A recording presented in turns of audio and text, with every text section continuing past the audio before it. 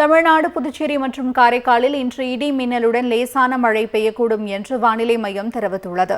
சென்னை வானிலை மையம் வெளியிட்டுள்ள தகவலில் மன்னார் வளைகுடா முதல் வடக்கு உள் கர்நாடகா வரை வளிமண்டல கீழடுக்கு சுழற்சி நிலவுவதாக தெரிவிக்கப்பட்டுள்ளது. இதன் காரணமாக தமிழ்நாடு, புதுச்சேரி மற்றும் காரைக்காலில் இன்று இடி மின்னலுடன் கூடிய லேசான மழை பெய்யக்கூடும் என்றும் குறிப்பிடப்பட்டுள்ளது. மேற்கு தொடர்ச்சி மலை மாவட்டங்களில் நாளையும் நாளை மறுநாளும் இடி மின்னலுடன் கூடிய லேசானது முதல் மிதமான மழை பெய்யக்கூடும் என்று தெரிவித்துள்ள வானிலை மையம் தமிழ்நாட்டின் பிற மாவட்டங்கள், புதுச்சேரி, காரைக்காலில் நாளை இடி மின்னலுடன் கூடிய லேசான மழைக்கு வாய்ப்புள்ளதாக கூறியுள்ளது.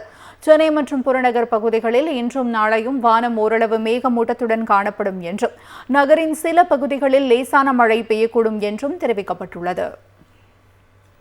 தமிழ்நாடு, புதுச்சேரி மற்றும் காரைக்காலில் இன்று இடி மின்னலுடன் லேசான மழை பெய்யக்கூடும் என்று வானிலை மையம் தெரிவித்துள்ளது.